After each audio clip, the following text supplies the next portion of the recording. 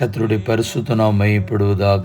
20/6/2026 சனிக்கிழமை, புதிய நாள், புதிய கால வேளைக்காய் கர்த்தர் நன்றியோடு துதிக்கிறேன், ஸ்தோத்திரிக்கிறேன்.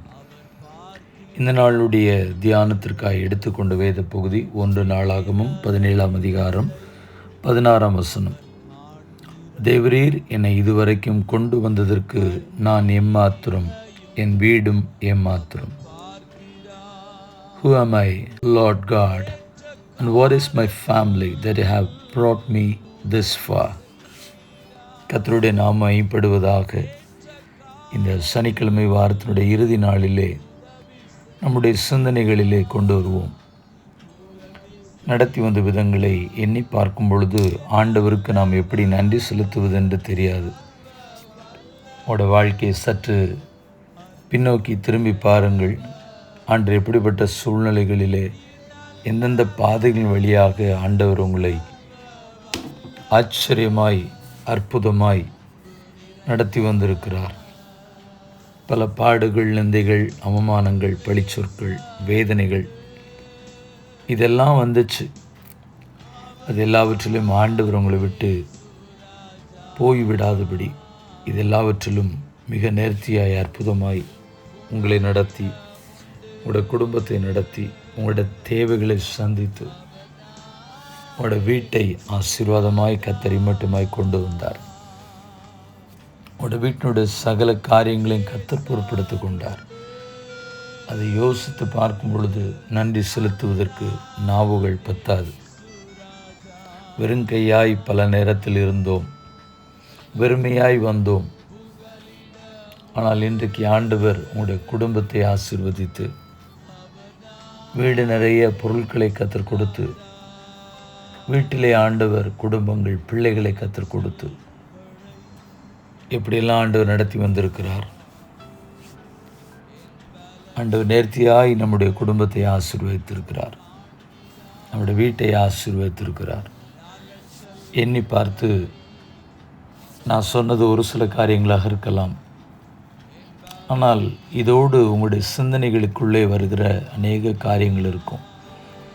அதை எண்ணி பார்த்து ஆண்டவருக்கு நன்றி செலுத்துவோம்.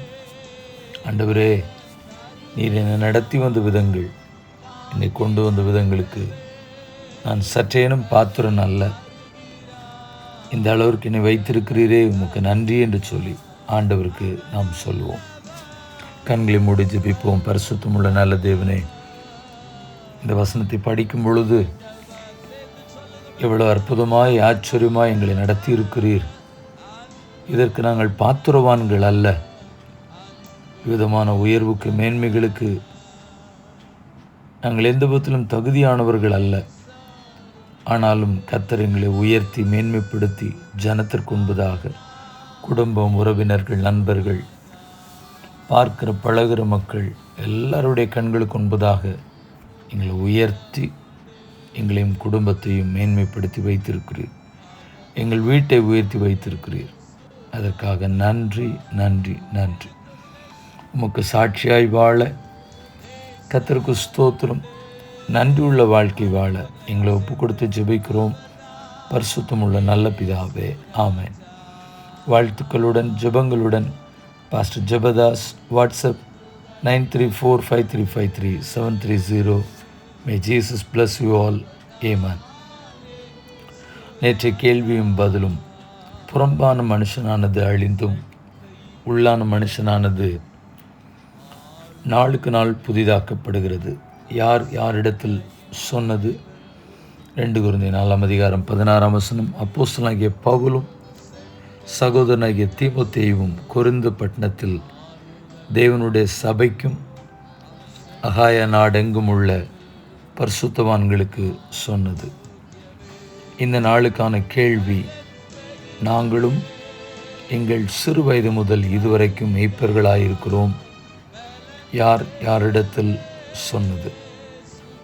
மீண்டும் வார்த்தைகளுடன், ஜெபங்களுடன் திங்கட்கிழமை உங்களை சந்திக்கிறேன். அதுவரைக்கும் தேவ கிருபைகளோடு கூட இருப்பதாக. ஆமென்.